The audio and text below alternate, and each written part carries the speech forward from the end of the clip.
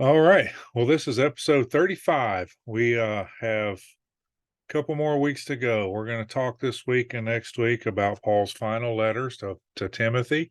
He wrote one just right around the time of his release from house arrest, and then a couple years later, after he's rearrested, right before he's put to death, he writes a second letter to Timothy. So we're going to discuss all of these things over the next couple weeks. These are going to be pretty short. Um, but I wanted to kind of separate them into two different uh, periods here, just so we can kind of keep them separated. There is about 2 to 3 year period of time between each one of these, and so I kind of wanted to make sure that that was understood. So we're going to stretch these last two letters out to two episodes here, but this is going to finish up our Apostle Paul Bible study as we finish these two letters this week and next week, and then see Paul come to the end of his life in next week's lesson. But today we want to talk about this letter to Timothy. We're at a point, if you remember, he went, going back just a few weeks ago when he was sent to Rome to testify before Caesar. He had appealed to Caesar, and so they said he appealed Caesar. To Caesar he must go. And so he came to Rome. And during this time, a lot of things have happened. He's been under house arrest. He's been able to have visitors, so a lot of things are getting written. People are visiting him. He's responding with letters, sending letters out to different people and churches throughout this time. But now he's getting ready to be. Actually, I think he's right at the point of being released. He has written a letter to Titus, and this is a letter to Timothy. Titus and Timothy were both young pastors, and so these letters to Titus and Timothy are considered pastoral epistles. We had the church epistles, now we have the pastoral epistles, and so these really are more centered around teaching church leaders how to be church leaders. And we're going to see as we go through the uh, breakdown of the book of Timothy, look at the bullet points of how Paul broke this writing down. We're going to see how really it is instructional for church leaders as they do the work in the church. And so one of the things I want to do here first, I want to let's look at the timeline of Apostle Paul's life. We originally had um, put this up here. I don't know how close I need that microphone, but we put this up here um, at the very beginning. So we've gone through his childhood, his early years, his three missionary journeys. The yellow section here represents his house arrest. And so now we are here in 64 AD, where Nero returns to Rome. And we're going to look at that. Of course, right after that, Nero is, there's going to be burnt fires in Rome, and Nero is going to blame the Christians. Right around this time, Peter is writing his first letter. And then we're going to look a little bit at what's might have happened to Paul after his release.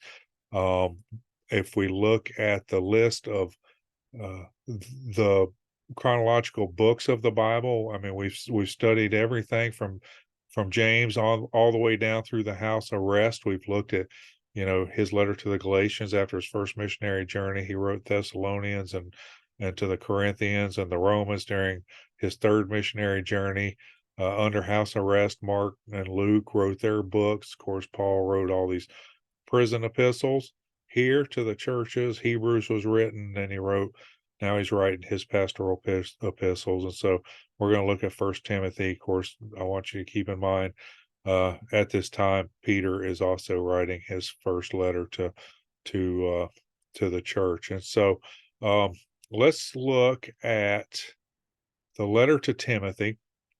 All right, so this is the first book of Timothy. Timothy was in Lystra and converted to Christianity during Paul's first missionary journey. And if you remember Paul's first missionary journey, he went through the region of Galatia, and he was actually stoned in Lystra. And so there was a lot of stuff going on during his first missionary journey. But young Timothy was a convert, as was his mother and grandmother. and second missionary journey, Paul takes him with him. Paul wrote to Timothy to encourage him in pastoral ministry around 64 AD during the time his first and second imprisonments. Between his first and second imprisonments background, Paul's intention was to help Timothy carry out his task as church leader. And up until this time, Paul really has been a support that's been there.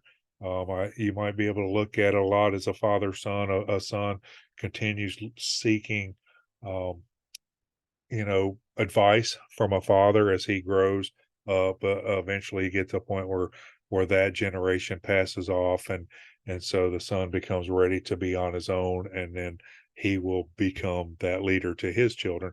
And so I think that's kind of what's going on here. Paul's getting ready to move on. His life's going to end, so he wants to prepare Timothy to become the leader of that church. And so Timothy was well versed in theology, so the letters of Paul were more practical in nature, discussing the function of the law, salvation, and the person of Christ in the second coming. And we're going to look at these things briefly, but you have instructions concerning false doctrine, and really the things of the church always seem to be centered around false doctrine.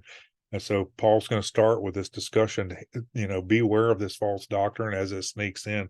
And because of that, there's going to be instructions to the church, how the church should operate and function as a church, the order of the church.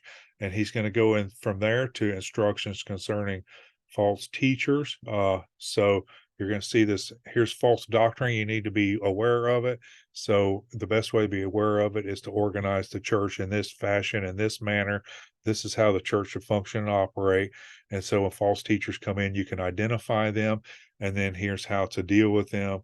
And then he's going to kind of go into pastoral duties as far as the pastor overseeing the congregation, and he's going to get into some things like how a pastor should oversee family matters of his congregation, financial issues of his congregation, immorality, and those types of issues of his congregation, and even disputes among members from within the congregation. And so all of these instructions really are going to be included there.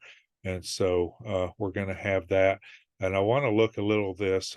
So if you go back to the beginning when Nero was first appointed king, he murdered his mother, Agrippina, and then feared the Romans would stone him. And so he came to power and started killing some people, and he feared his own people. And so he left, and he went on around the country, followed his military basically. And so he stayed away, hoping that people, the things that he had done will be forgotten about. When he arrived back in Rome, Paul's accusers were summoned to Judea. You remember Paul was accused by the Sanhedrin Council originally, and so that's where all of this came from. So they were summoned to Judea, uh, but they didn't show up, and so there was nobody really to testify against him. But after 2 years, after Nero had been gone all this time for nearly 18 months after Paul arrived, and after waiting for these people from Judea, he finally got his day in court. At this point, Christianity had not been outlawed in Rome, and Paul probably had great character witnesses like Seneca, Nero's chief advisor, Festus, the governor. Remember, Festus sent him to them, and he thought he was innocent. Julius, the centurion that delivered Paul to Rome, uh, had a great amount of respect for him based on what happened when they were shipwrecked. So Paul had all these great character witnesses, and so he was exonerated and released. And he wrote in Second Timothy, which we'll look at next week, he said, "At my first offense, no one supported me, but all deserted me. May it not be counted against them, but the Lord stood with me and strengthened me in order that through me the proclamation might be fully accomplished and that all Gentiles might hear that I was delivered out of the lion's mouth." So he's basically saying, even though nobody really stood with me from my group, God delivered me out of that judgment. And so, he was able to move on. Many scholars believe Paul took one last journey not recorded in the Bible. There's a number of references in Paul's writings to places he may have visited that Luke did not mention in his account of Paul's life, possibly as far away as Spain. I think there's a good possibility. I don't know. He ended up in being rearrested in Rome a couple years later. So, meanwhile, situation in Rome worsened. Seneca fell out of favor with Nero and was forced into retirement. After Nero ruled unrestrained on July 18th, 64 AD, fires broke out in 10 of the Roman districts, and 3 districts were destroyed. Nero, fearing the people might suspect his involvement, blamed the Christians to divert suspicion. And so this is really where the hatred for Christians really began in Rome. I mean, the Christian religion really did not affect Roman mythology in any way, and so there wasn't any kind of dispute there. And Judaism really wasn't. There were some Jews in Rome, but it wasn't a large group, and so Judaism in Rome.